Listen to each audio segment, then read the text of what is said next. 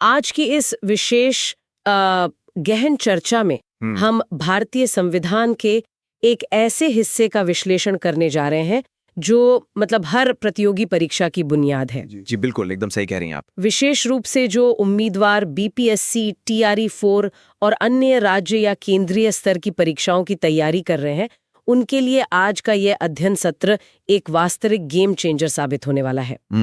आज का हमारा मुख्य विषय है भारतीय संविधान की 12 अनुसूचियां। और अगर हम पिछले वर्षों के प्रश्न पत्रों का गहराई से विश्लेषण करें तो ये बिल्कुल स्पष्ट हो जाता है कि हर परीक्षा में यहाँ से 1 या 2 प्रश्न पक्के आते हैं। हाँ, और ये प्रश्न सीधे तथ्यों पर नहीं होते हैं। ये मुख्य रूप से जो मिलान करने वाले प्रश्न होते हैं ना, यानी मैचिंग प्रश्न या फिर संशोधन आधारित विश्लेषणात्मक प्रश्न होते हैं। बिल्कुल, और यही वो जगह है जहां अच्छी खासी तैयारी करने वाले उम्मीदवार भी उलझ जाते हैं। एकदम। लेकिन आज इस चर्चा में हम इन अनुसूचियों को इस तरह से डिकोड करेंगे कि परीक्षा हॉल में कोई भी सवाल गलत होने की गुंजाइश ही नहीं बचेगी। इस पूरी अवधारणा को हमेशा के लिए दिमाग में बैठाने के लिए आज हम एक मास्टर मेमोरी ट्रिक का उपयोग करेंगे। हाँ, वो ट्रिक जो वास्तव में बहुत जादुई है। बिल्कुल। उम्मीदवारों के लिए ये एक ऐसा वाक्य है जिसे एक बार समझ लिया तो पूरी 12 अनुसूचियां एक क्रम में याद हो जाएंगी।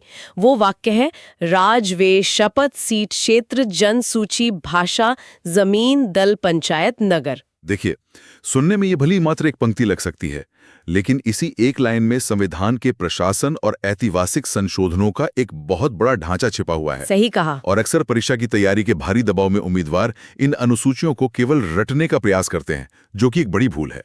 अगर हम इसे एक व्यापक परिदृश्य से जोड़कर देखें तो अनुसूचियां असल में हमारे संविधान का एक अत्यंत महत्वपूर्ण पूरक ढांचा है। मूल संविधान में ही सब कुछ डाल देते तो वो बहुत बोझिल हो जाता है ना। एकदम सही।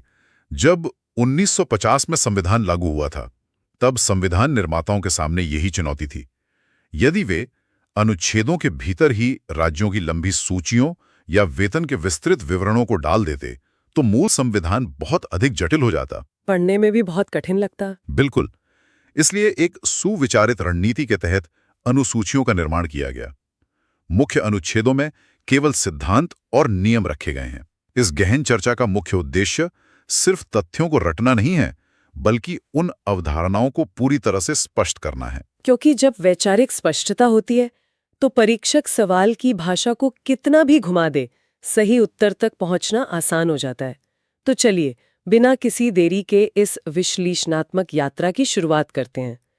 इस अध्ययन को अधिक सुव्यवस्थित करने के लिए हमने इन 12 अनुसूचियों को 3 मुख्य भागों में बांटा है। जी, ये एक बहुत ही तार्किक अप्रोच है। अधिकार और 8 केंद्र शासित प्रदेशों यानी यूटी की सूची और उनकी सीमाएं दी गई हैं। और परीक्षा की दृष्टि से यहाँ जो बात सबसे अधिक विश्लेषणात्मक है वो ये है कि पहली अनुसूची एक बहुत ही गतिशील हिस्सा है। डायनामिक है, बिल्कुल। जी, जब भी संसद द्वारा किसी नए राज्य का निर्माण किया जाता है या किसी राज्य की सीमाओं में बदलाव होता है तो अनिवार्य रूप से इसी पहली अनुसूची में संशोधन करना पड़ता है। जैसे जब तेलंगाना बना था। एकदम सटीक उदाहरण है जब 2014 में आंध्र प्रदेश को विभाजित करके तेलंगाना बना, या हाल ही में जब जम्मू और कश्मीर राज्य को पुनर्गठित करके 2 अलग अलग यूटी बनाए गए, तो सीधे तौर पर अनुसूची 1 को ही अपडेट किया गया था। मतलब किसी नए राज्य का गठन सिर्फ एक राजनीतिक घोषणा नहीं है, ये अनुसूची 1 में किया गया एक सीधा संवैधानिक संशोधन है।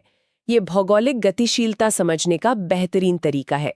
अब प्रशासनिक ढांचे में अगला कदम है उन लोगों की बात करना जो देश चलाते हैं। यहीं से ट्रिक का दूसरा शब्द आता है, वे यानी वेतन। बिल्कुल। दूसरी अनुसूची वेतन और भत्तों से जुड़ी है। इसमें संवैधानिक पदों जैसे राष्ट्रपति, राज्यपाल, लोकसभा और विधानसभा अध्यक्ष, सुप्रीम कोर्ट और हाई कोर्ट के जज और CAG के वेतन और विशेषाधिकार दर्ज हैं। और यहीं पर परीक्षार्थियों के लिए एक बहुत ही दिलचस्प और खतरनाक एग्जाम ट्रैप छिपा होता है। हाँ, वो प्रधानमंत्री वाले वेतन की बात ना। बिल्कुल। बहुविकल्पीय प्रश्नों में अक्सर पूछा जाता है कि किसके वेतन का उल्लेख दूसरी अनुसूची में नहीं है, और विकल्पों में प्रधानमंत्री या केंद्रीय मंत्रियों का नाम डाल दिया जाता है, जो कि असल में इसमें है ही नहीं। एकदम सही। प्रधानमंत्री और मंत्रियों के वेतन का अलग से इस अनुसूची में उल्लेख नहीं है, क्योंकि यह संसद द्वारा समय समय पर एक अलग कानून पारित करके तय किया जाता है। दूसरी अनुसूची मुख्य रूप से उन विशिष्ट पदों के लिए है जिनकी स्वतंत्रता सुनिश्चित करने के लिए उनके वेतन को एक सुरक्षित संवैधानिक ढांचे में रखना आवश्यक है, ताकि सरकार उनके वेतन में मनमानी कटौती करके दबाव न बना सके। ये भेद वास्तव में बहुत स्पष्ट है। अब वेतन की बात हो गई तो अगला कदम होता है पद ग्रहण करना, और पद ग्रहण बिना शपथ के नहीं होता। इसलिए हमारी ट्रिक का तीसरा शब्द है शपथ, जो तीसरी अनुसूची को दर्शाता है। जी। ये अनुसूची पद ग्रहण के समय ली जाने वाली शपथ के प्रारूप से संबंधित है। इसमें केंद्रीय मंत्री, सांसद, जज और सीएजी द्वारा ली जाने वाली शपथ का पूरा ड्राफ्ट दिया गया है। अब दूसरी अनुसूची की तरह ही इस तीसरी अनुसूची में भी एक बहुत बड़ा अपवाद है जो बार बार उच्च स्तरीय परीक्षाओं में उम्मीदवारों को फंसाता है। हाँ, राष्ट्रपति की शपथ का मुद्दा। जी, देश के 3 सर्वोच्च पदों राष्ट्रपति, उपराष्ट्रपति और राज्यपाल की शपथ का प्रारूप इस तीसरी अनुसूची में शामिल नहीं है, क्योंकि उनकी शपथ तो सीधे अनुच्छेदों में ही दी गई है। बिल्कुल। राष्ट्रपति के लिए अनुच्छेद 60, उपराष्ट्रपति के लिए 69 और राज्यपाल के लिए 159। परीक्षा में जब मिलान करने वाले प्रश्न आते हैं तो ये बात हमेशा ध्यान में रहनी चाहिए। ये बहुत गहराई वाला तथ्य है। अब शपथ ग्रहण करने के बाद प्रतिनिधि संसद में जाते हैं। ट्रिक का चौथा शब्द है सीट। अनुसूची 4 में राज्यों और यूटी के लिए राज्यसभा में सीटों के आवंटन का प्रावधान है। ये आवंटन पूरी तरह से जनसंख्या के आधार पर होता है। और यहाँ एक और बारीक बात है, राज्यसभा में सभी केंद्र शासित प्रदेशों का प्रतिनिधित्व नहीं होता, सिर्फ विधानसभा वालों का होता है, राइट? एकदम सही। केवल दिल्ली, पुडुचेरी और जम्मू कश्मीर, यही 3 ऐसे यूटी हैं जिनकी अपनी निर्वाचित विधानसभा है, और इसी कारण केवल इन्हीं के पास राज्यसभा की सीटें हैं। अंडमान निकोबार या लक्षद्वीप का कोई प्रतिनिधित्व नहीं है। तो ये बुनियादी ढांचे वाली पहली 4 अनुसूचियां, राज्य, वे, शपथ और सीट, पूरी तरह से स्पष्ट हो गई है। अब हम चर्चा के दूसरे भाग में प्रवेश करते हैं, प्रशासन और संस्कृति। इसमें अनुसूची 5 से 8 शामिल है। 5वां शब्द है क्षेत्र। अनुसूची 5 विशेष रूप से अनुसूचित क्षेत्रों और जनजातियों के प्रशासन के बारे में प्रावधान करती है, ताकि जनजातीय समुदायों की संस्कृति की रक्षा की जा सके। बिल्कुल। और यह वर्तमान में भारत के 10 विशिष्ट राज्यों में लागू है। यहाँ की खासियत यह है कि संसद के सामान्य कानून सीधे लागू नहीं होते। इस अनुसूची के तहत राज्यपाल को विशेष विधायी शक्तियां प्राप्त होती हैं। ये बहुत सशक्त सुरक्षा कवच है। और इसी से जुड़ी है अगली अनुसूची, जिसके लिए छठा शब्द है जन। जन का अर्थ है पूर्वोत्तर के जनजातीय क्षेत्र। अनुसूची 6 भी जनजातीय प्रशासन से है, लेकिन ये केवल पूर्वोत्तर के 4 राज्यों पर लागू होती है। इसे याद रखने का तरीका है AMTM, असम, मेघालय, त्रिपुरा और मिजोरम। और यहीं पर सबसे बड़ा एग्जाम पॉइंट आता है। परीक्षकों का ये पसंदीदा सवाल है कि इन 4 राज्यों में कौन शामिल नहीं है। मणिपुर का ट्रैप। बिल्कुल, विकल्पों में हमेशा मणिपुर दिया जाता है। उम्मीदवारों को ये मजबूती से बिठा लेना चाहिए कि AMTM में M से मेघालय और मिजोरम हैं, मणिपुर इसमें शामिल नहीं है। ये तो क्लासिक सवाल है। आगे बढ़ते हैं संघीय ढांचे की ओर। 7वां शब्द है सूची। अनुसूची 7 में शक्तियों का विभाजन है। संघ सूची जिसमें लगभग 100 विषय हैं, राज्य सूची में 61 विषय और समवर्ती सूची में 52 विषय हैं। इस शक्ति विभाजन को समझे बिना भारतीय प्रशासन समझना असंभव है। और अगर हम हाल के घटनाक्रम देखें तो 101वें संशोधन यानी GST के बाद इस अनुसूची में महत्वपूर्ण परिवर्तन हुए हैं। टैक्स की शक्तियों का परिदृश्य बदल गया। बिल्कुल। जब भी परीक्षार्थी समसामयिक मुद्दों का अध्ययन करें तो 7वीं अनुसूची और GST के संबंध को जरूर ध्यान रखें। अब भारत की विविधता पर आते हैं। 8वां शब्द है भाषा। अनुसूची 8 आधिकारिक भाषाओं से संबंधित है। वर्तमान में इसमें 22 भाषाएं हैं, लेकिन मूल रूप से केवल 14 थीं। और संशोधनों का सही क्रम याद रखना बेहद जरूरी है। इसके 3 मुख्य चरण है ना? जी।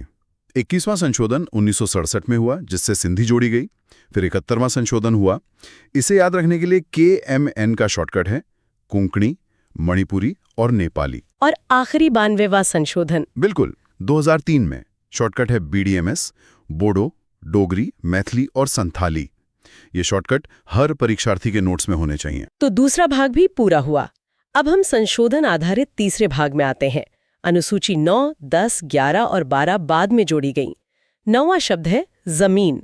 अनुसूची 9 भूमि सुधार और जमींदारी प्रथा उन्मूलन से संबंधित है।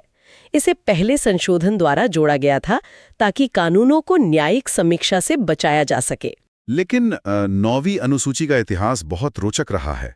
2007 में सुप्रीम कोर्ट का I.R. कोएल्हो केस का फैसला आया, जिसने पूरी स्थिति पलट दी। बिल्कुल। सुप्रीम कोर्ट ने कहा कि 24 अप्रैल 1973 के बाद 9वीं अनुसूची में डाले गए किसी भी कानून को पूर्ण छूट नहीं मिलेगी।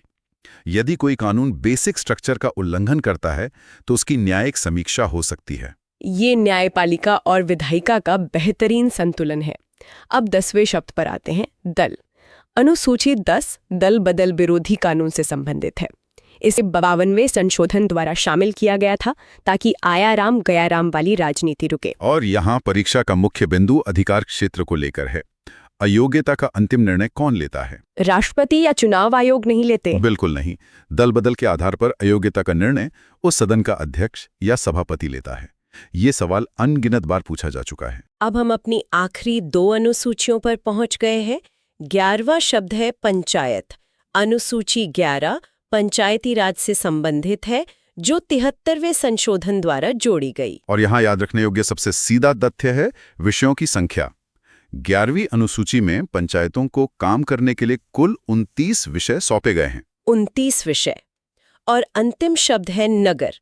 अनुसूची 12 नगर पालिका से संबंधित है, ये 74वें संशोधन द्वारा जोड़ी गई। और जिस प्रकार पंचायतों के लिए 29 विषय हैं, उसी तरह नगरपालिकाओं के लिए कुल 18 विषय निर्धारित किए गए हैं। 73वां संशोधन गांव के लिए 29 विषय और 74वां शहर के लिए 18 विषय। ये बहुत ही तार्किक जोड़ी है। इस प्रकार सभी 12 अनुसूचियों का विस्तृत अध्ययन पूरा हुआ। अब समय है एक तेज और ऊर्जावान रैपिड रिवीजन का। बिल्कुल, ये परीक्षा से ठीक पहले वाले रिकॉल की तरह होना चाहिए। एकदम। तो बुनियादी ढांचा 1 से 4, राज्य, व्यय, शपथ, सीट, राज्य, वेतन, शपथ और राज्यसभा सीटें। बहुत बढ़िया। फिर प्रशासन और संस्कृति 5 से 8, क्षेत्र, जन, सूची, भाषा, अनुसूचित क्षेत्र, AMTM जनजातीय क्षेत्र जिसमें मणिपुर नहीं है, 3 सूचियां और 22 भाषाएं। और आखिरी हिस्सा संशोधन आधारित 9 से 12, जमीन, दल, पंचायत, नगर।